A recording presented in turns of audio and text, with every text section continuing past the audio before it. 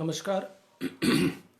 आज 10 अप्रैल 2020 और इस सीरीज़ का आज हम 10वां और आखिरी सेशन करने जा रहे हैं, जिसमें हम क्वाड्री डायमेंशनल इकोनॉमिक्स और एक्शन प्लान के ऊपर विस्तार से चर्चा करेंगे।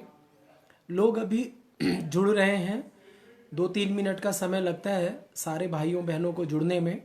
तो इन 2-3 मिनट का ये जो 2-3 मिनट का समय है, इसका हम लोग एक सदुपयोग करते हैं, मैक्सिमम यूटिलाइजेशन करते हैं।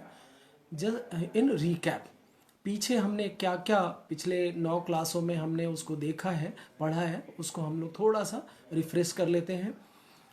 पहला था कि आज प्रभुत्व की आवश्यकता क्यों है, उसके जो कंटेम्प्रेरी रीजंस हैं, प्रिवेलिंग रीजंस हैं। दूसरा एक जो प्रभुत्व का एक आइडियोलॉजिकल पक्ष है।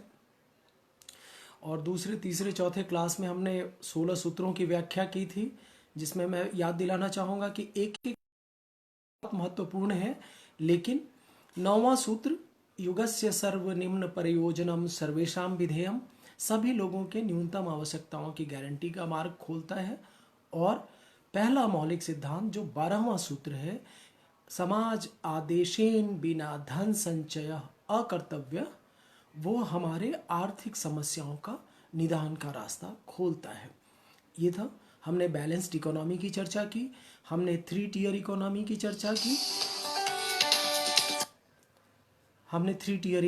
चर्चा की, जिसमें कि की इंडस्ट्रीज होंगे, कोऑपरेटिव्स होंगे और कॉटेज या स्मॉल इंडस्ट्रीज होंगे। उसके बाद फिर हमने चर्चा की इकोनॉमिक डेमोक्रेसी की, कि इकोनॉमिक डेमोक्रेसी कैसे पॉलिटिकल डेमोक्रेसी से अलग है, और इकोनॉमिक डेमोक्रेसी जो हम हासिल करेंगे उसके क्या क्या प्रिंसिपल्स हैं।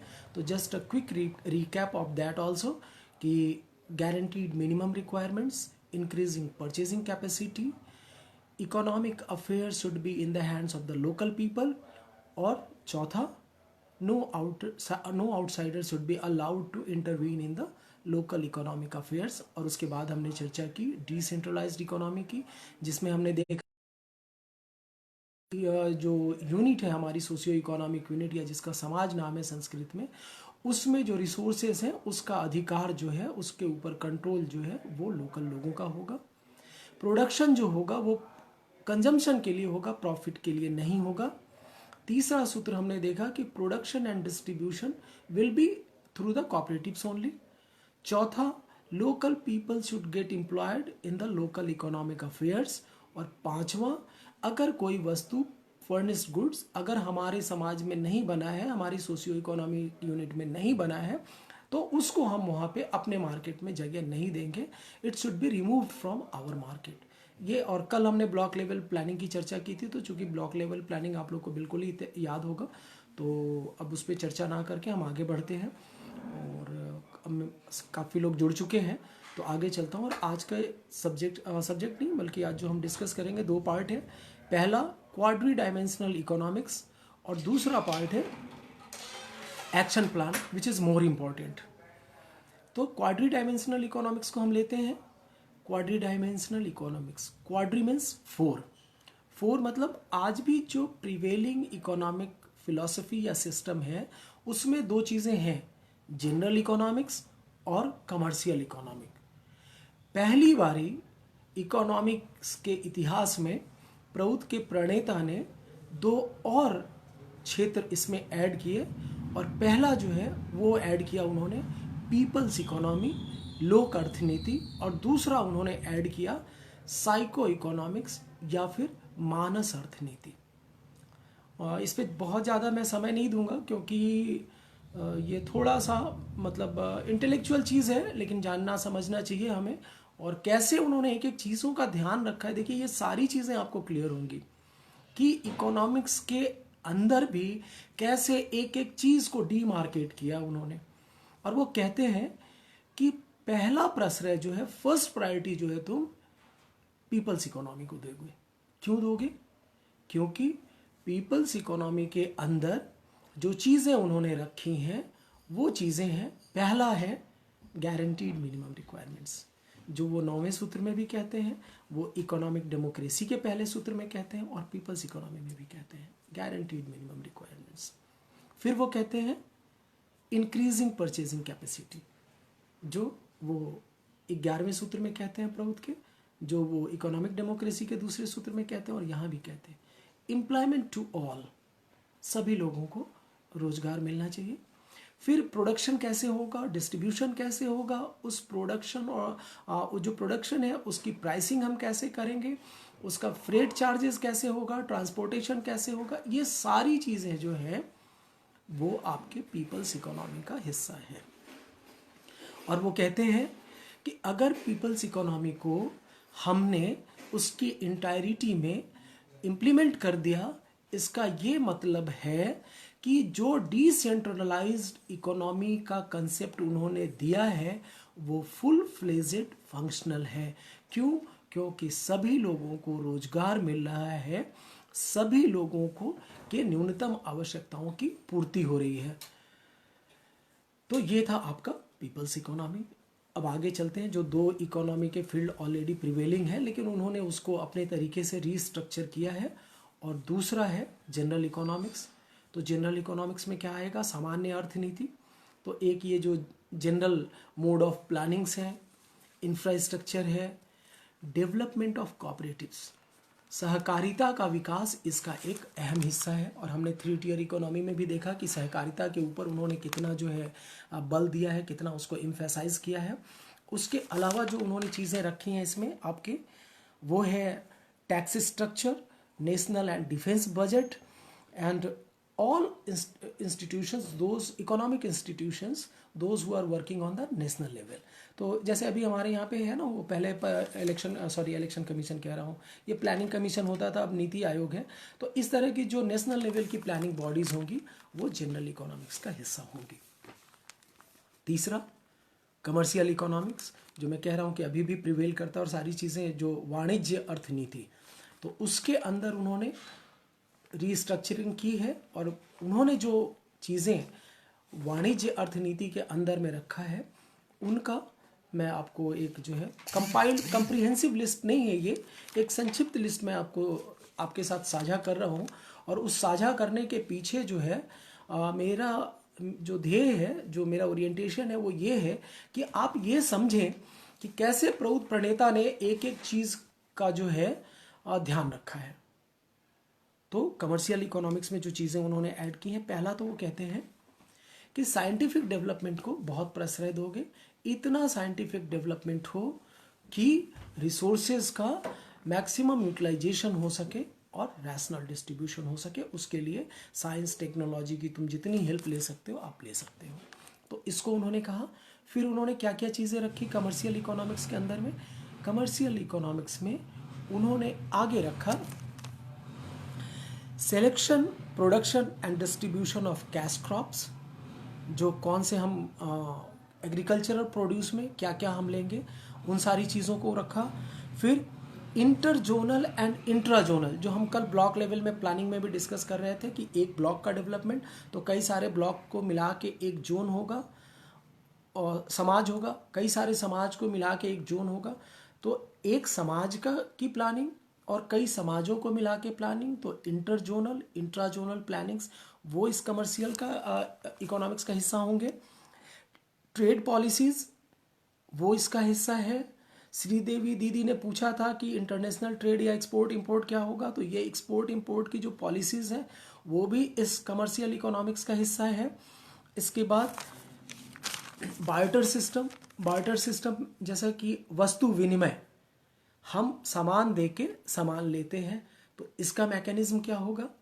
हो सकता है कि कहीं पे हमें सामान के आधार पे चीज़ों का लेन देन ना हो पाए, तो उस कंडीशन में इंटरनेशनल मॉनेटरी फंडिंग जो है या फंक्शनिंग है वो कैसे होगी, उसको उन्होंने कमर्शियल इकोनॉमिक्स में रखा है।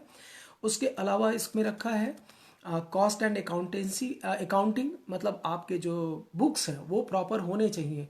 जो सहकारिता की सफलता के लिए वो कहते हैं स्ट्रिक्ट एडमिनिस्ट्रेशन। तो अगर आपका बुक्स ऑफ अकाउंट अगर सही नहीं है, तो आप मान के चलिए कि सारी चीज़ें फिर गड़बड़ होने वाली हैं। तो ये जो अकाउंटिंग है उसको उन्होंने यहाँ पे रखा है। उसके अलावा प्रॉफिट फिक्सेशन, कैसे हम प्रॉफिट जो है वो तय करेंगे किसी भी उत्पाद के ऊपर में, क्यों? क्योंकि जो जीवन रक्षक चीज़ें हैं उस पे अलग टैक्स होगा, जो जीवन रक्षक दवाइयाँ हैं उसके टैक्स स्लैब शायद जीरो हो, सेमी या डेमी जो इसेंशियल गुड्स हैं उसके ऊपर अलग टैक्स स्लैब होगा, और सेमी लग्जरी और जो प्योर लग्जरी आइटम्स हैं उनके ऊपर में अलग होगा। तो ये पूरा टैक्स स्ट्रक्चर कैसे डिफाइन होगा वो कमर्शियल इकोनॉमिक्स का हिस्सा है। इसके अंदर में एक सवाल आया था कि टेक्नोलॉजी अगर होगा तो टेक्नोलॉजी ट्रांसफ़र कैसे होगा, तो टेक्नोलॉजी ट्रांसफ़र पॉलिसीज़ क्या होंगी वो भी कमर्शियल इकोनॉमिक्स का हिस्सा है। कैपिटल जनरेट हम कैसे करेंगे वो भी इसका हिस्सा है। बैंकिंग जो है वो कैसे लोन्स प्रोवाइड करेगी, वो लोन प्रोवाइड करने का क्या सिस्टम या मैकेनिज्म होगा वो इसके अंदर में आएगा। उसके अलावा planning of agro, Agrico and non agro industries, ये कैसे कहाँ पे किस आधार पे करना है, रिसोर्सेज हैं तो उसका भी, खेती से पहले, खेती के बाद और नॉन एग्रो इंडस्ट्रीज की प्लानिंग, उसको भी उन्होंने कमर्शियल इकोनॉमिक्स के अंदर में रखा है। और फिर गवर्नमेंट इंटरवेंशन, मैंने बोला कि हो सकता है कभी किसी बात लड़े हुए हैं, कन्नड़ा समाज और मलयाली समाज, कावेरी के पानी को लेके एक बहुत बड़ा डिस्प्यूट है उनके बीच में। तो इसको कौन तय करेगा? अगर मेरे और किसी एक आदमी के बीच में लड़ाई है तो हम दोनों के बीच में तो फिर कोई तीसरा चाहिए ना टू डिसाइड। तो गवर्नमेंट इंटरवेंशंस आवश्यकता पड़ने पे, हर बात में वो नाक नहीं घुसेड़ेंगे, but when it is required government will intervene. और इसमें एक जो बहुत प्लस पॉइंट है कि जो गवर्नमेंट होगी हमारी, वो लोग कल्याणकारी लोग होंगे, मोरलिस्ट लोग होंगे, तो वो किसी के प्रति बायस्ड नहीं होंगे, वो किसी जियो सेंटीमेंट या भाषा के आधार पे गाइड नहीं होंगे। जो ज़रूरत होगी या जो बिल्कुल बोनाफाइड रीजंस होंगे या सॉल्यूशंस होंगे उसी को वो लोग प्रश्रय देंगे। कोई उसमें उनका हिडन एजेंडा या कोई मैलाफाइड इंटेंशन या जियो सेंटीमेंट से गाइड होकर वो कुछ भी नहीं करेंगे। What they will do that will be purely rational and not hurting anyone's interest. तो ये सारी चीज़ें आपकी आएंगी कमर्शियल इकोनॉमिक्स के अंदर में।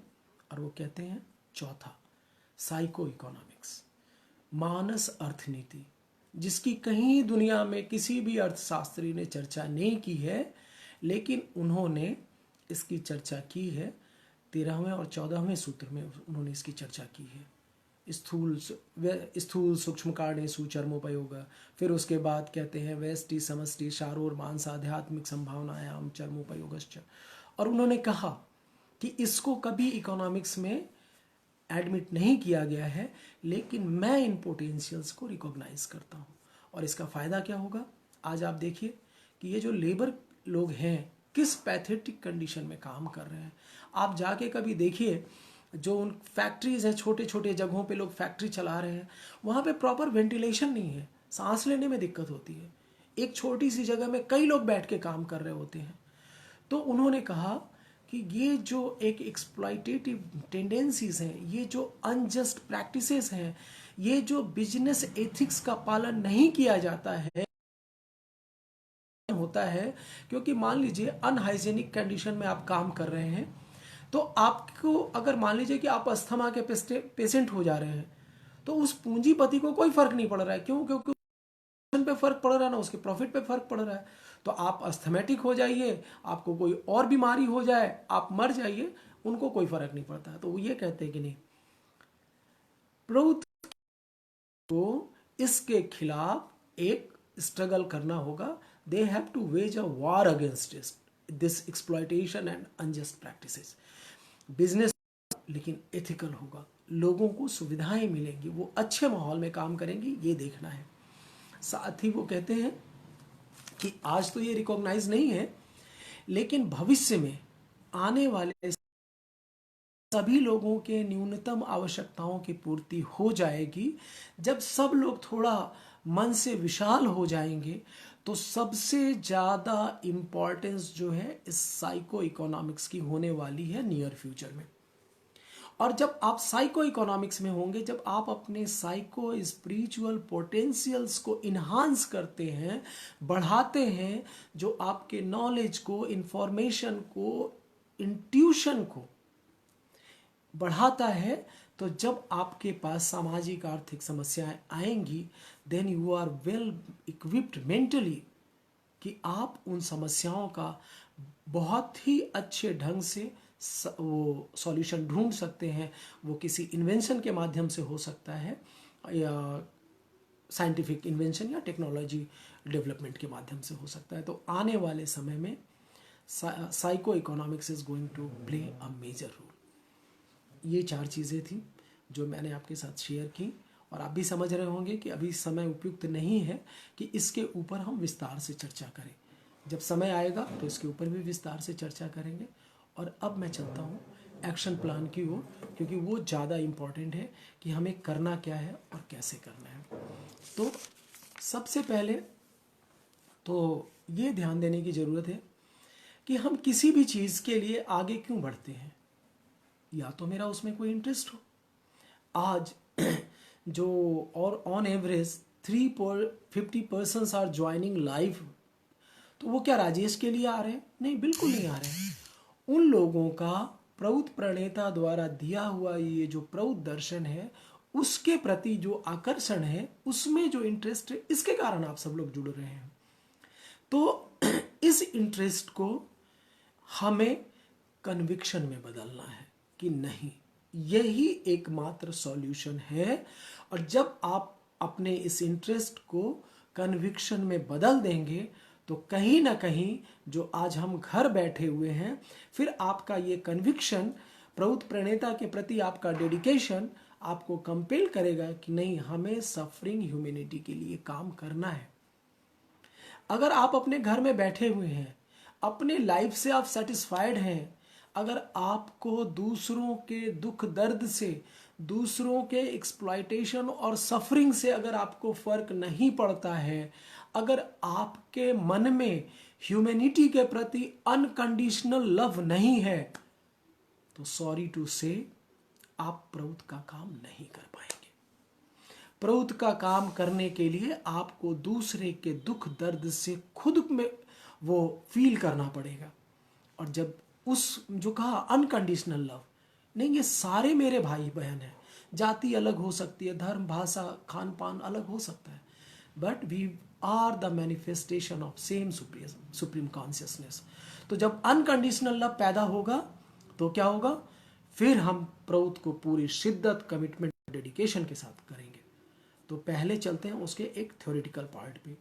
क्यों थ्योरेटिकल पार्ट पे? क्यों? क्योंकि अगर हमारे पास प्रौत से, मान लीजिए हम कहीं गए प्रचार के लिए, लोगों ने पूछ लिया भाई साहब प्रौत क्या है, अब सर खुजाने लगे, प्रौत प्रगतिशील उपयोग तत्व, बाद में हम बताते हैं, या राजेश दादा को बुलाते हैं तो हम आपको सुनाते हैं। तो ये नहीं चलेगा। हम पहले तो अपने आप से अध्ययन करें, अपने आप अध्ययन करें। तो मैंने पीछे भी कहा था कि कुछ पुस्तकें तो हम जरूर पढ़ें। उसको फिर से रिपीट करता हूँ, मानव समाज भाग 1 और 2, टू द पैट्रियट्स, देशभक्तों के प्रति, आज की समस्याएं, problems of the day, a few problem solve, PROUT economics, और कणिका में प्रौत या प्रौत इन अ नटसेल। आप जिस भाषा में कंफर्टेबल है आप उसको पढ़िए। और एक तो हुआ ये आपकी पर्सनल स्टडी हुई, दूसरा इसको थोड़ा सा कलेक्टिव बनाते हैं कि because PROUT is totally collective, coordinated cooperation. तो आप अपने अपने जगह पे प्रौत स्टडी सर्कल शुरू कीजिए। वीक में एक दिन का समय निकालिए। अगर हम जॉगिंग करने के लिए, योगा करने के लिए, किसी मूवी को देखने के लिए, अपने किसी इंटरेस्ट को पूरा करने के लिए अगर समय निकाल सकते हैं, तो ये सिर्फ मन की इच्छा शक्ति है जो चीज़ों को निर्धारित करती है। अगर आप ये ठान लेंगे कि हमको सैटरडे को शाम में या रविवार के सुबह में कलेक्टिव बैठ के प्रभुत की चर्चा करनी है, तो आप कर लेंगे। तो एक कलेक्टिव जो है प्रभुत स्टडी सर्कल आप स्टार्ट करें। प्रभुत के स्टडी सर्कल से क्या होगा? हम सब लोगों के पास एक अपना अपना ज्ञान तो होता ही है, उस ज्ञान को रखने का एक अपना तरीका होता है, या चीज़ों के प्रति हमारी एक अपनी समझ होती है, हम चीज़ों को अपने तरीके से एनालाइज करते हैं। तो जब 10 लोगों का एनालाइज साथ में आता है, तो हमारा भी जो नॉलेज बेस है, इंफॉर्मेशन बेस है, वो बढ़ता है। और हम सिर्फ प्रौत तक अपने आप को सीमित ना रखें, प्रौत का दर्शन पढ़ें, जो प्रिवेलिंग इकोनॉमिक और पॉलिटिकल सिचुएशंस है उसके ऊपर भी चर्चा करें, उसके ऊपर भी मंथन करें। थोड़ा हम लिखने का प्रयास करें कि नहीं, प्रौद्ध दर्शन के लिए एक लीफलेट बनाना है तो हम लीफलेट कैसे लिखें, उसका कंटेंट क्या होगा, उसके ऊपर आप काम करें। अगर आपको जरा सा भी ये मन में आता है कि अरे यार राजेश दादा तो थोड़ा ठीक ठाक बोल लेते हैं, तो आप बोलने की प्रैक्टिस करें। कम्युनिकेशन स्किल को आप स्ट्रॉन्ग करें, क्योंकि जब आप समाज में जाएंगे तो कई बार एक आदमी अपनी बात को प्रभावी तरीके से नहीं रख पाने के कारण एक बहुत महत्वपूर्ण चीज़ को भी वो कन्वे नहीं कर पाते हैं। और इसको आप ये जो धार्मिक चैनल से है उसमें बैठे हुए लोगों के इस प्रतिभा से आप उसको जज कीजिए कि जो लोग रामायण और महाभारत को अच्छे तरीके से बाँच लेते हैं वो लोग आज गुरु बन के बैठे हुए हैं टेलीविज़न के ऊपर में। जबकि हिंदुस्तान के जनमानस में हर आदमी को रामायण और महाभारत पता है, लेकिन वो जो बाँचने की कला है, उसको रखने की जो कला है, वही उनको गुरु या कुछ एक अलग दर्जा देती है। तो हमें भी अपने कम्युनिकेशन स्किल, बोलने की कला पे ध्यान देना है, इस पे काम करने की आवश्यकता है। थोड़ा लिखने की भी आदत डालें। जरूरी नहीं है कि हमारी जो राइटिंग स्किल है शुरू में बिल्कुल ही ठीक हो, लेकिन करत करत अभ्यास के जड़मत होत सुजान, तो हम अगर करेंगे तो हम हासिल कर लेंगे। इसका भी तरीका है, आप खुद ही आप लोग एक टॉपिक डिसाइड करें कि अच्छा राजेश दादा हमारे शहर में आ रहे हैं और हम 2 दिन का प्रौद्ध का प्रोग्राम करने जा रहे हैं, तो एक प्रेस रिलीज देना है, तो आप प्रेस रिलीज लिखने की प्रैक्टिस कीजिए। आप जिस क्षेत्र में आते हैं, आजकल अखबार भी क्या है वो लोकलाइज हो गए हैं। वो निकलता बेशक पटना से होगा, वो निकलता बेशक रायपुर से होगा, लेकिन उसके अलग अलग एडिशंस हैं।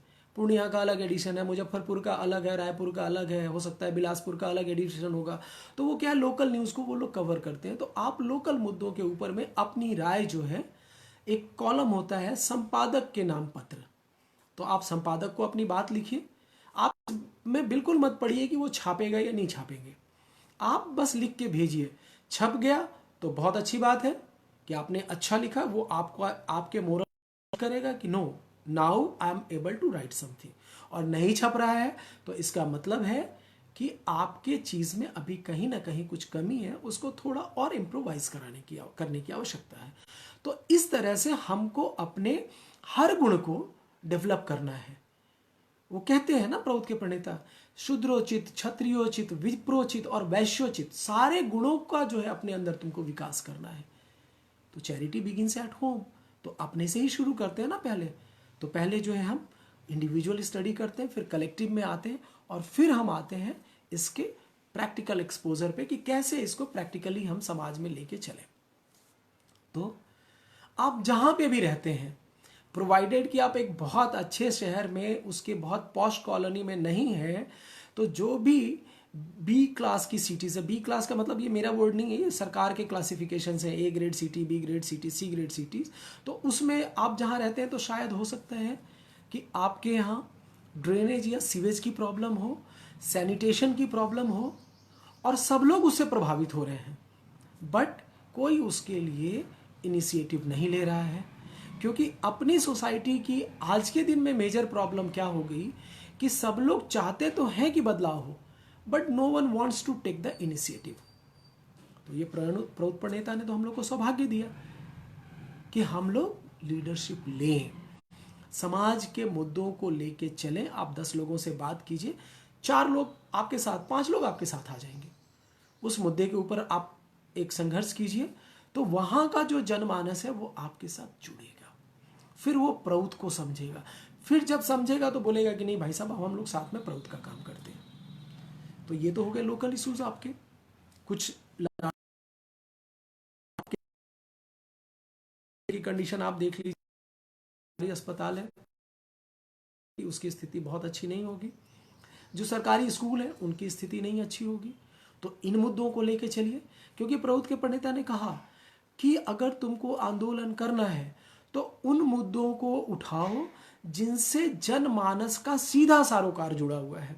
सड़कें टूटी हुई हैं, उसके लिए बात कीजिए। सोच के चलिए कि मैं जब तक ये करा नहीं लूंगा दम नहीं लूंगा। आप बस शुरू कीजिए, चीज़ें आप देखेंगे कि धीरे धीरे ठीक होने लगेंगी। तो जब आप सार्वजनिक लेके चलेंगे तो जनमानस आपसे जुड़ेगा, और जब लोग जुड़ेंगे ना तो आपके पास मैन पावर भी होगा और रिसोर्सेज भी होगा। और इसके मैं कुछ प्रैक्टिकल एग्जांपल्स देता हूँ। आज से 4-5 साल पहले की बात है, अलग विदर्भ राज्य की मांग को लेके हम दिल्ली जंतर मंतर पे धरने पे बैठे हुए थे। और जहां हम धरने पे बैठे हुए थे, आप में से सब लोगों को पता होगा कि जंतर मंतर वो जगह है जहां की वो जगह ही फिक्स है डिमॉन्स्ट्रेशंस और प्रोसेशन के लिए। तो हमारे अपोजिट, थोड़ी दूर डायगोनल अपोजिट, वेस्टर्न रेलवे के एम्प्लॉयज अपनी मांगों को लेके आंदोलन कर रहे थे, डिमॉन्स्ट्रेशन कर रहे थे।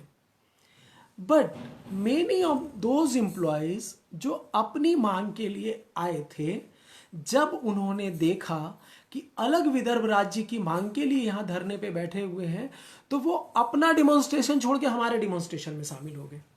क्यों हुए? क्योंकि वो जो एक समाज की संकल्पना में जो उन्होंने कहा, भाषा, लैंग्वेज, कल्चरल लेगेसी, एक अपने क्षेत्र के प्रति एक स्वाभाविक आकर्षण, तो वो लोग अपने डेमोन्स्ट्रेशन को। तो बस मैं बार बार ये कहना चाह रहा हूं कि हमें चलने में आगे बढ़ने की आवश्यकता है। चीजें अपने आप होंगी। दे सकता हूं कि विदर्भ में मधुकर निस्ताने, विदर्भ में ही मनोज चौहान, उड़ीसा में कान्हूचरण बेहुरा जी, केदारनाथ, बहुत अच्छा काम कर रहे हैं ये लोग, समाज के रहे हैं और हजारों का जो जनमानस है इनके साथ जुड़ा हुआ है। इन लोगों की पिछले चुनाव में, महाराष्ट्र के चुनाव के पहले विधानसभा के, वहां पे विदर्भ के अंदर में बांध की और पानी की समस्या थी। उस समस्या को लेके मनोज चौहान जी ने आंदोलन किया। दसियों हजार लोग जुटे और सरकार को बाध्य होना पड़ा, क्योंकि इलेक्शन का भी टाइम था। मुख्यमंत्री देवेंद्र फडणवीस जी को बुलाना पड़ा और इन लोगों से बात करनी पड़ी और आश्वासन दिए। लेकिन वो नेता ही क्या जो आश्वासन को पूरा कर दे, वो दूसरी बात है। लेकिन आप देखिए कि जब हम रियल जो इश्यूज हैं जिससे समाज का सरोकार है, अगर हम उसको लेके चलते हैं तो जनमानस जुड़ेगा। आप इस चक्कर में मत पड़े रहिए कि वो प्रौत प्रणेता का शिष्य है या नहीं है। आप उसको पहले जुड़ने तो दीजिए, अपने उसको अपने भावधारा में आने तो दीजिए। हमारा रंग तो इतना गहरा है कि लाली देखन मैं गई मैं भी हो गई लाल, आने तो दो उसको, वो आएगा तो हमारे रंग में रंग जाएगा। इसकी मैं आपको गारंटी देता हूँ। और गारंटी इसलिए नहीं देता हूँ कि कोई मुझे अहंकार है, नहीं, ये मैं अपने व्यक्तिगत उसमें देख रहा हूँ प्रैक्टिकली। जहाँ भुवनेश्वर में हमने लास्ट ईयर 2018 में नवंबर में हमने प्रोग्राम किया, प्रोग्राम में आए हुए युवाओं ने नेक्स्ट डे जो है वो हमारे भावधारा में, ये एक बिल्कुल स्वाभाविक प्रक्रिया। बस ये है कि हमें चलना है। अब भी हम लोगों में से बहुत लोग होंगे जो एप्रीहेंसिव होंगे, मन में एक होगा कि यार दादा बात तो बड़ी अच्छी अच्छी कर लेते हैं, लेकिन यार होगा ये नहीं, ये हो नहीं सकता है। ठीक है, तो उन लोगों के लिए भी मैं 2 उदाहरण तो हैं, लेकिन मैं चर्चा सिर्फ एक उदाहरण की करूंगा। एक है 80 से 85 के बीच में, 80 और 85 के बीच में असम में एक आंदोलन हुआ था, जिसको बिल्कुल स्टूडेंट्स ने लीड किया था। जब बांग्लादेश से माइग्रेट होके लोग आ रहे थे और असम की संस्कृति को वो हैम्पर कर रहे थे, तो वहाँ के छात्रों ने, जिनका कोई पॉलिटिकल बैकग्राउंड नहीं था, जिनके पीछे कोई पॉलिटिशियंस नहीं थे, उन्होंने इतना बड़ा आंदोलन खड़ा किया कि सरकार को बाध्य होना पड़ा। और वो लोग जो सिंपल स्टूडेंट थे, बाद में उन्होंने पॉलिटिकल पार्टी भी बनाई और असम गण परिषद के नाम से वो सत्ता में भी आए। लेकिन वही है कि जब आधार नैतिक नहीं होता है तो जो होना था वो हुआ। वो 80-85 बहुत पीछे की बात हो गई। तो रिसेंट में आते हैं 2011 में, अन्ना हजारे जी भी कोई भारतवर्ष में बड़े जानते थे लोग, जानते हैं लोग, लेकिन अन्ना हजारे जी का भी कद इतना बड़ा नहीं था कि लाखों की तादाद उनके पीछे आ जाती। लेकिन एक ऐसा मुद्दा, भ्रष्टाचार या करप्शन का मुद्दा, जिससे हम सब लोगों के का जीवन, रोजमर्रा का जीवन जुड़ा हुआ है, उस मुद्दे को उठाया और आपने दिल्ली के रामलीला मैदान में अनवरत चलता हुआ वो आंदोलन आपके जेहन में अभी भी होगा। सिर्फ वो आंदोलन स्वस्फूर्त नहीं था, सेल्फ मोटिवेटेड नहीं था। मैंने पढ़ा है, मैं मिला हूं लोगों से जो बाहर नौकरी कर रहे थे, सिंगापुर, हांगकांग, दूसरी जगहों पे जॉब्स कर रहे थे, वो लोग जॉब छोड़ के इस आंदोलन में शरीक हुए। उनका अन्ना हजारे जी से कोई व्यक्तिगत संबंध नहीं था, लेकिन वो जो कॉज था, वो जो कारण था, जिस भ्रष्टाचार से हम सब लोगों का जो डेली वास्ता भी पड़ता है और हमारी जो इंटरेस्ट है वो हैम्पर भी होते हैं, तो जनमानस स्वाभाविक तौर से जुड़ा। तो प्रभुत्व तो एक ऐसी चीज है जिसमें ये तो पूरी दुनिया को जोड़ने की बात करता है, सबके नौकरी की बात करता है, सबके न्यूनतम आवश्यकताओं की बात करता है, सबके लिए फ्री हेल्थ सर्विसेज की बात करता है, सबके लिए फ्री शिक्षा की बात करता है, सबके लिए मकान की बात करता है। तो इससे बड़ा जुड़ने का क्या, ना जुड़ने की तो कोई वजह नहीं है ना। बस एक जिजीविसा चाहिए, एक ललक, एक आकुति चाहिए कि चलना है, निकलना है। और इसका एक एग्जांपल मैं अपने ऊपर आपको देता हूं। मैं मतलब काफ़ी मेरे अंदर में भी एक ये भूख रही है, मैं आत्म प्रशंसा के लिए नहीं कह रहा हूं, लेकिन रहा कि नहीं, कैसे जो है हमारा जो आदर्श है समाज में स्थापित हो, लोग रिकॉग्नाइज करें। निकला तो अपने ही परिवार, मतलब आनंद परिवार से जो सपोर्ट की उम्मीद थी, कि लगता था कि अरे हमारा दर्शन है तो हमारे दर्शन के लिए लोग तो सपोर्ट करेंगे, नहीं किए। कहीं ना कहीं मन थोड़ा सा क्षुब्ध हुआ, तो मुझे लगा कि नहीं, अगर ऐसी बात है तो पहले मैं संसाधन खड़े करता हूं। तो वो वैश्योचित गुण में या युग में मैं चला गया, और उनकी कृपा रही मेरे ऊपर कि बहुत कम समय में मैंने अपना एक मैनेजमेंट का कॉलेज शुरू किया, जहां एमबीए का कॉलेज मेरा था, मैं चेयरमैन था और ओनरशिप थी वो मेरी थी। ठीक है, पैसे आने लगे, पैसे तो आने लगे। मेरा जो सपना था कि रिसोर्सेज जब आ जाएंगे तो मैं ज्यादा काम, लेकिन हुआ इसका बिल्कुल विपरीत। हुआ क्या, मेरा जो कॉलेज था वो कोई बहुत ब्रांडेड कॉलेज नहीं था कि लोग एडमिशन के लिए जान देते, तो मुझे बच्चे लाने पड़ते थे, उन बच्चों को पढ़ाने के पीछे एफर्ट करना पड़ता था, और फिर उनके प्लेसमेंट के पीछे लगा रहना पड़ता था। नतीजा ये हुआ कि जो मैंने सपना देखा था कि यहाँ रिसोर्सेज जनरेट करके मैं काम कर लूँगा, उल्टा मैं उसी पूंजीवाद के विशियस साइकिल में फंस गया। 365 डेज उसको पढ़ाओ, प्लेसमेंट करो, फिर बच्चा लाओ। And I was too fed up, I was financially too strong, too sound, but literally I was fed up. और एक और चीज जो मुझे हॉन्ट करती थी कि मैं अंदर में तो प्रौत को जी रहा हूं और पूंजीवाद की फैक्ट्री खोल के बैठा हुआ हूं। वही पूंजीवादी चीज मैं पढ़ा रहा भी रहा हूं और अपनी फैक्ट्री से वही एमबीए और बीबीए के बच्चे निकाल रहा हूं। एंड जब बहुत वो जो फ्रस्ट्रेशन ही आप कहिए, जब वो बहुत बढ़ा, तो मैंने अपने परिवार के लोगों के साथ बात की। उनको पता था मेरी सोच का। सब लोगों ने बोला कि अगर ये दिल नहीं कर रहा है तो बंद करो इसको और आप सब छोड़ दो, आप बस काम करो और काम करो अपने आदर्श का। नतीजा ये हुआ कि परिवार की बैकिंग के कारण मैंने वो मैनेजमेंट कॉलेज बंद किया। आज मेरी जो भी न्यूनतम आवश्यकताएं हैं, मेरा छोटा भाई राजेश जो मेरे सुख दुख जरूरत परेशानी में खड़ा रहता है, वो खड़ी रहती है। मेरा पूरा परिवार मेरा संबल है आदर्श की। और आज मैं ज्यादा काम कर पा रहा हूं। जहां मैं सालाना कई करोड़ रुपए डिसबर्स करता था, तो मैं अपने आदर्श के लिए काम नहीं कर पाया। लेकिन आज जब वर्चुअली मैं प्रोफेशनल काम नहीं कर रहा हूं पिछले 6-7 सालों से, और अपने देसी भाषा में कहें, ब्रज की भाषा में, कि ठन ठन गोपाल हूं, तो मैं ज्यादा काम कर पा रहा हूं। तो अपने अंदर वो कॉन्फिडेंस हमें पैदा करना पड़ेगा। अपने आदर्श के प्रति वो जिजीवसा, वो ललक, वो भूख हमें जगानी पड़ेगी।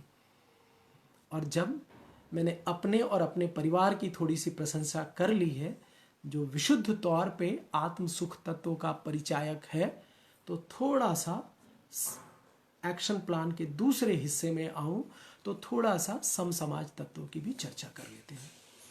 आज मेरे अंदर जो भी प्रतिभा है, जो मैं जानता हूं, जो सीखने की ललक है, जो करने की ललक है, वो विशुद्ध तौर पे प्रौत प्रणेता की असीम अनुकंपा है।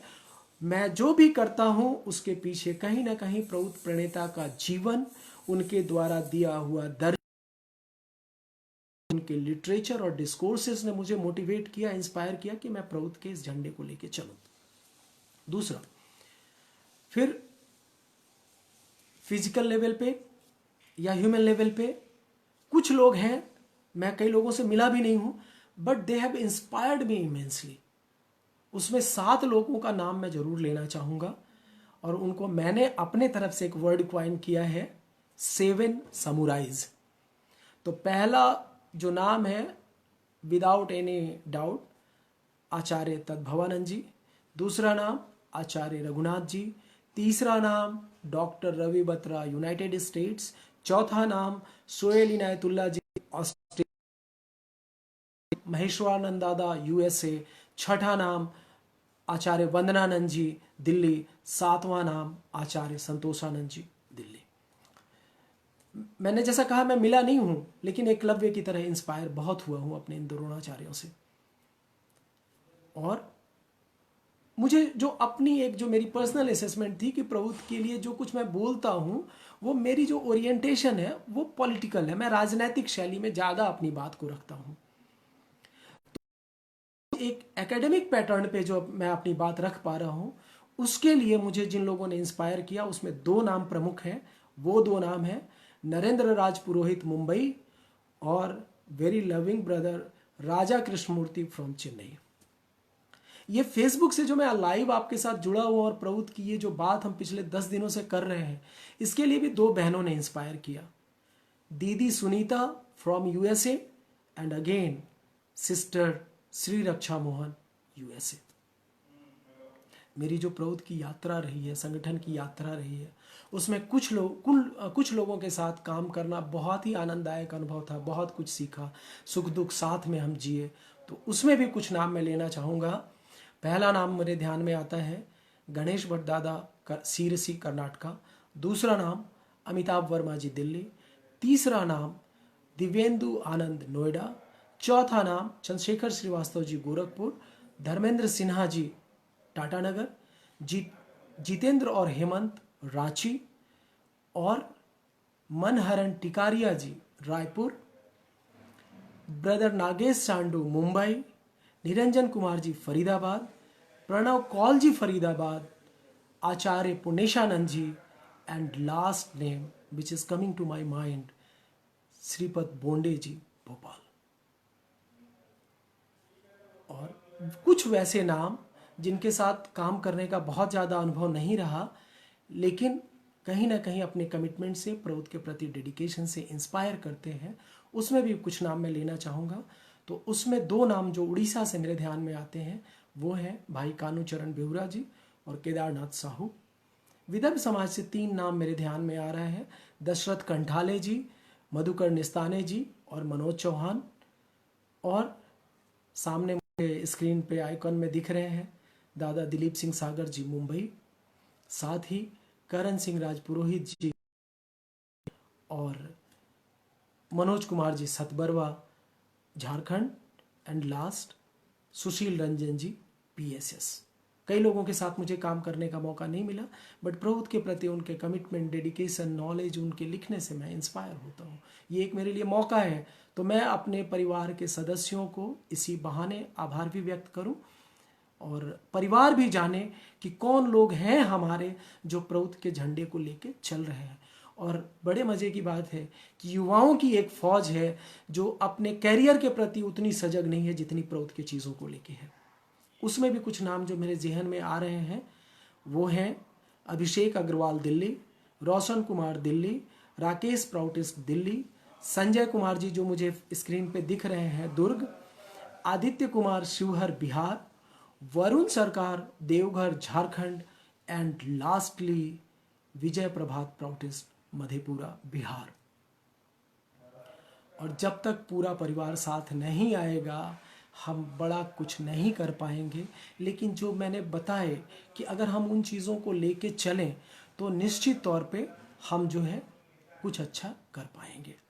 इसमें बार बार कुछ सवाल आ रहे हैं कि दादा इसको प्रैक्टिकली कैसे लेके चलें, क्योंकि हम लिटरेचर भी बना रहे हैं तो वो भी हम इंडिविजुअली ही कर रहे हैं, हमारे तक ही सीमित रह रहे हैं। तो इसमें मैं आपको एक बड़ा सरल रास्ता बताता हूँ। वो सरल रास्ता ये है कि हम 2 दिन का कम से कम, अगर ये 3 दिन हो सकता है तो वेल एंड गुड, बट हम अपने अपने शहर में या भुक्ति में 2 दिन का कार्यक्रम लें। 1 दिन का कार्यक्रम हम लें किसी कॉलेज में या यूनिवर्सिटी के अंदर में। आप उस कॉलेज के political science department, economics department, social science के डिपार्टमेंट में आप जाके बात कीजिए। हर डिपार्टमेंट के अंदर में एक फंड होता है इस तरह के सेमिनार्स को आयोजित करने के लिए, बट लोग करना नहीं चाहते हैं। और उसमें अगर आप जाके ये प्रपोजल देंगे तो वो लोग हैप्पीली एक्सेप्ट करेंगे, और तब वो और ज़्यादा खुश होंगे कि अच्छा, ये जो ट्रेनर नुमा प्राणी, चाहे वो दिलीप दादा मुंबई से आए या राजेश दिल्ली से आए, उनके लिए हमको कोई पैसा खर्च नहीं करना है, उनके टीएडीए की चिंता हमें नहीं करनी है, वो खुद से आ जाएंगे। तो होगा क्या? और एक और बड़ी समस्या है लोगों को जुटाना। श्रोता तो चाहिए ना, ऑडियंस तो चाहिए। तो जब आप कॉलेज या यूनिवर्सिटी में प्रोग्राम करते हैं, जब डिपार्टमेंट की इन्वॉल्वमेंट होती है, तो आपको बच्चे मिलते हैं, मतलब बच्चे मतलब यूथ, वो पढ़ा लिखा समझदार यूथ जो यूजुअली आपका ग्रेजुएशन या पोस्ट ग्रेजुएशन का स्टूडेंट है। वो वही बच्चे हैं जिनके दिमाग में ये सारा ना आंदोलन का कीड़ा जगमग चलता रहता है, जो कुछ करना चाहते हैं, जिनको लगता है कि दुनिया बदल देना है, समाज बदल देना है, ये सारी चीज़ें उनके जहन में होती हैं। आप जाके बात करें, और मेरा एक्सपीरियंस है, मैंने मुंबई यूनिवर्सिटी, शंकर शुक्ला यूनिवर्सिटी रायपुर में का प्रोग्राम किया है, संजय जी हैं बेमेतरा में हमने प्रोग्राम किया, पटना में भास्कर दादा के सौजन्य से हमने ये कॉमर्स कॉलेज पटना में किया, बीआईटी मिश्रा में किया, and number of examples are there. हमारा इसमें इन्वेस्टमेंट कुछ नहीं होता है। आज के दिन में हर कॉलेज, हर यूनिवर्सिटी वेल इक्विप्ड है, उनके यहाँ ऑडिटोरियम है, ऑडियो सिस्टम है, आप जाएं आपको सारी चीज़ें रेडीमेड मिलेंगी। अभी तक का जो सबसे बड़ा प्रोग्राम हमने किया वो किया अकोला में, जहाँ शिवाजी महाविद्यालय में, जहाँ 300 बच्चों की उपस्थिति थी। और जब पोस्ट प्रोग्राम प्रिंसिपल साहब के साथ हम बैठे तो प्रिंसिपल साहब ने कहा कि हमें तो मालूम नहीं था कि इतना, अगली बार आप जब भी आएंगे मैं आपको कमिट करता हूं कि मिनिमम 600 बच्चे दूंगा, 1000 तक भी हो सकते हैं, बट 600 बच्चे 100% मैं आपको दूंगा। हमारा कोई खर्चा नहीं हुआ। अकोला में ऑलरेडी 2 दिन का कैडर ट्रेनिंग प्रोग्राम था। तो अगर हम यूनिवर्सिटी या कॉलेज में पिच करते हैं तो हमारा कोई खर्चा नहीं होता है, हम उन्हीं के इंफ्रास्ट्रक्चर पे, उन्हीं के बच्चे में, जो हमारा टारगेट ये भी है, ये भी आप देखिए, हमें उन्हीं बच्चों को, उन्हीं युवाओं को टारगेट करना है जो यूथ है, जिनके अंदर एक खून में गर्मी है, जो समाज में बदलाव लाना चाहते हैं। और 2 या 3 दिन का प्रोग्राम क्यों? क्योंकि एक दिन हमने तो कर लिया वहाँ पे, लेकिन लोकल भी कम से कम 1 दिन का कैडर ट्रेनिंग प्रोग्राम जरूर होना चाहिए। 2 दिन का हो तो बहुत अच्छा, लेकिन नहीं भी अगर हो रहा है तो कम से कम शुरुआत के लिए तो हम ये करें ही। और इसमें एक चीज़ और है कि हम जब इस प्रोग्राम को कंसीव करें तो इसमें भी आपके पास बहुत ही बढ़िया तरीका है। कॉलेजेस और यूनिवर्सिटीज़ सैटरडे और मंडे खुले होते हैं, तो आप उनको 2 ऑप्शन दे दीजिए कि या तो आप सैटरडे कर लो या मंडे कर लो। तो अगर वो आप सैटरडे करते हैं तो सैटरडे को हमने पब्लिक प्रोग्राम कर लिया और संडे को हमने अपना कैडर ट्रेनिंग प्रोग्राम कर लिया। वो कहते हैं मंडे को करो, तो हमने संडे को अपना कैडर ट्रेनिंग प्रोग्राम कर लिया, मंडे को हमने कॉलेज या यूनिवर्सिटी का प्रोग्राम कर लिया। इसमें हम वैल्यू एडिशन क्या कर सकते हैं कि आप जाके एक प्रेस रिलीज दे दें। हर जगह आप देखेंगे कि प्रेस वाले लोगों की एक जगह होती है, उनको जाके इन्फॉर्म कर दें, बोले ये हमारा सामाजिक आर्थिक दर्शन है और इसके जो हमारे राष्ट्रीय स्तर के वक्ता लोग हैं, प्रवक्ता हैं, वो आ रहे हैं। थोड़ा भगवान कृष्ण से हम लोग सीख लेते हैं, अश्वत्थामा हतो नरोवा कुंजरों के समय नगाड़ा बजा लेते हैं कि हमारे जो राष्ट्रीय स्तर के वक्ता प्रवक्ता, तो निश्चित वो आपके न्यूज़ को कवर करेंगे। तो उससे क्या होगा कि प्रोग्राम तो बेशक 100 लोगों का, आपकी जो बात है वो हजारों लोगों तक चली जाएगी। जैसे रायपुर में जब हमने प्रोग्राम किया पंडित रविशंकर शुक्ला यूनिवर्सिटी में, तो बहुत मेहनत की और नतीजा ये हुआ कि नेक्स्ट डे के सारे अखबार से सुर्खियों में बहुत अच्छी कवरेज के साथ अटा पड़ा था।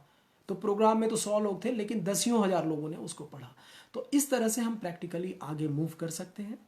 और अगर कुछ लोगों को लगता है कि नहीं, इससे भी कुछ बड़ा करना है, कुछ रियल दिखाने के लिए कोई रोल मॉडल खड़ा करना है, तो आप कोऑपरेटिव शुरू कर सकते हैं। प्रोड्यूसर्स कोऑपरेटिव करें, या आप एग्रीकल्चरल या फार्मर कोऑपरेटिव शुरू करें या आप ये कर सकते हैं। इससे भी ज़्यादा अगर आपके पास रिसोर्सेज, मैन पावर है, तो आप मास्टर यूनिट की सोचें, आप कर सकते हैं। लेकिन यहाँ पे एक चेक एंड बैलेंस मैं आपको मतलब याद दिलाना चाहूँगा। देखिए, कोई भी तो वो रोल मॉडल दिखा के खड़ा नहीं हुआ है। मैं रोल मॉडल के बिल्कुल खिलाफ नहीं हूं। मेरी बात को बिल्कुल आप इस रूप में नहीं लेंगे कि अरे राजेश दादा तो चाहते ही नहीं कि कोऑपरेटिव बने, तो ये क्या खाक प्रौत का काम करेंगे, ये तो प्रौत विरोधी हैं, ये तो चाहते नहीं है कि मास्टर यूनिट का काम हो, ये तो प्रौत विरोधी हैं। भारतवर्ष के हर भुक्ति में आप जो है कोऑपरेटिव खोल दीजिए, मास्टर यूनिट चला दीजिए, बट क्या ये है संभव? इस सवाल का जवाब आप खुद से ढूंढिएगा। इसमें मैं देखता हूं कि हम अगर इसका एक आंदोलनात्मक, तो जो हम यूनिट या कोऑपरेटिव के लिए परेशान हो रहे हैं, शायद समय ऐसा बदल, एक तो छोड़िए, हम हजारों मास्टर यूनिट और सहकारिता खड़े कर सकते हैं। फिर आप में से कई लोगों को लगेगा कि अरे राजेश दादा को तो कुछ करना नहीं है, बस भाषण दे देना है और लोगों को मोटिवेट कर देना है। मैं मोटिवेट कर रहा हूं, वो मेरा बिल्कुल स्वार्थ है, मैं लालची आदमी हूं, लेकिन इसकी मैं प्रैक्टिकल चीजें भी आपको बता रहा हूं। आप सोच के देखिए कि क्या 3 महीने पहले आपने सोचा था कि ये नॉन वेजिटेरियन फूड खाने के लिए डेस्परेट हो जाएगी कि नहीं नहीं नॉनवेज नहीं खाना है, वेजिटेरियन खाना खाना है? आपने सोचा था 3 महीने पहले? नहीं सोचा था, बट इट्स हैपनिंग। आज से 1 महीने पहले क्या आपने सोचा था कि दुनिया भर के शेयर मार्केट्स जो है ब्लीड करेंगे, 50% पे आ जाएंगे, कैपिटलिज्म अपने घुटनों पे होगा? आज कैपिटलिज्म पूंजीवाद अपने घुटनों पे है 1 महीने के अंदर में। तो ये मन में जो एप्रीहेंशन है ना कि नहीं हो सकता है, तक इसको नहीं निकालेंगे बदलाव नहीं आएगा। लेकिन बदलाव ही एक ऐसी चीज है जो इनएविटेबल है। ये एक सत्य है कि बदलाव तो होगा। जैसे मैंने कहा कि नॉन वेज खाने वाली दुनिया आज वेजिटेरियन फूड खा रही है, जिसमें मेरा आपका कोई योगदान नहीं है। तो अपने अंदर एक आकुति, एक भूख, एक जिजीविसा, एक कमिटमेंट, एक कन्विक्शन, एक डेडिकेशन करें ताकि हम चल सकें। और 2-4 छोटी छोटी चीज़ें कह के मैं आज के इस सेशन को भी और सीरीज़ को भी वाइंड अप करूँगा।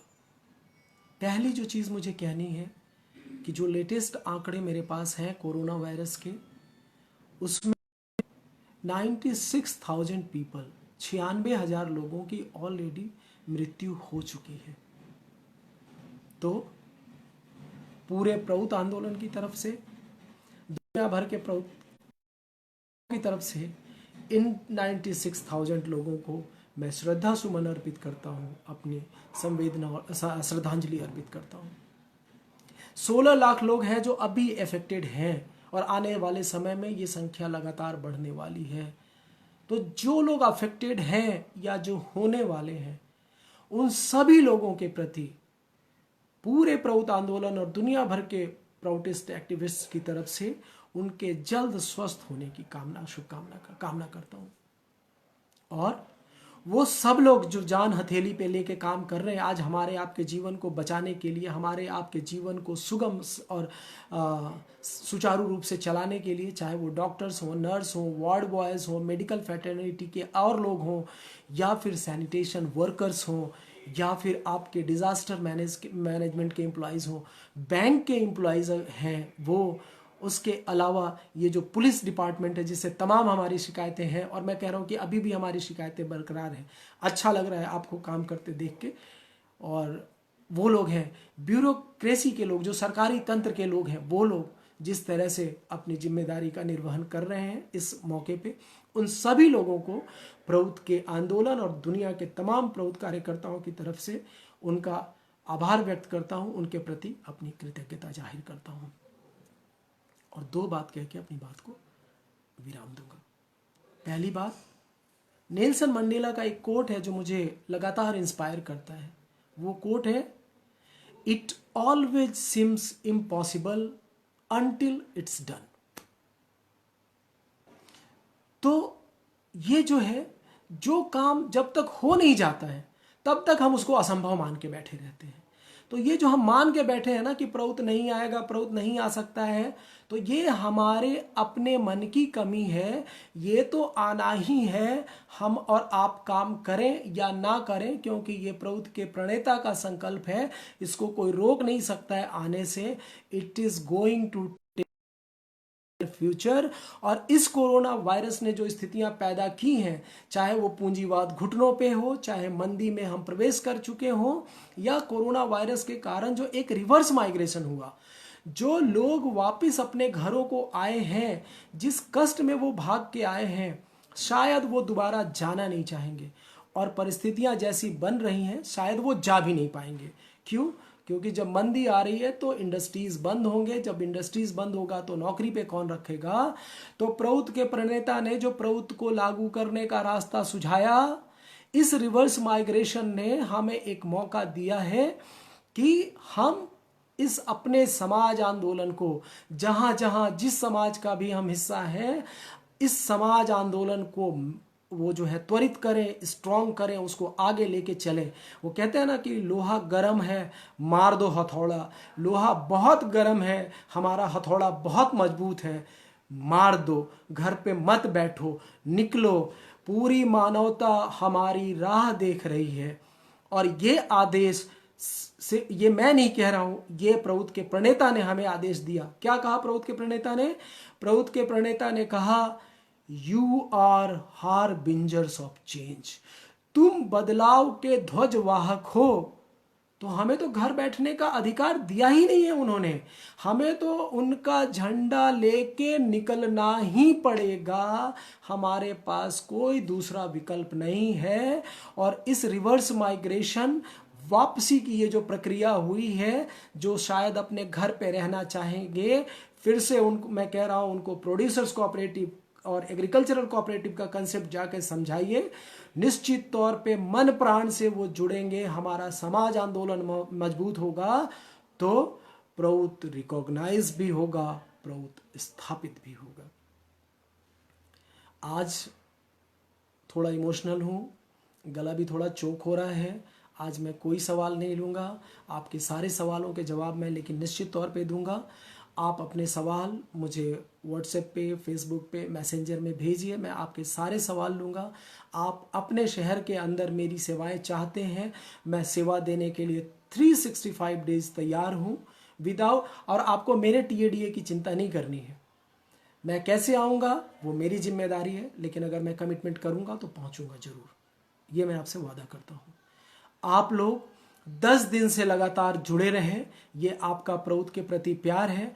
10 घंटों का आपने महत्वपूर्ण समय दिया, आपके इस के समय देने के लिए, साथ जुड़े रहने के लिए मैं आप सभी लोगों का हृदय से आभार व्यक्त करता हूँ। आप सब लोग स्वस्थ रहें, सुरक्षित रहें। हम लोगों को बहुत काम करना है। बहुत जल्दी मुलाकात होगी आप लोगों के शहर में इन्हीं शब्दों के साथ। नमस्कार, बहुत बहुत आप सब लोगों का धन्यवाद, हृदय से आभार।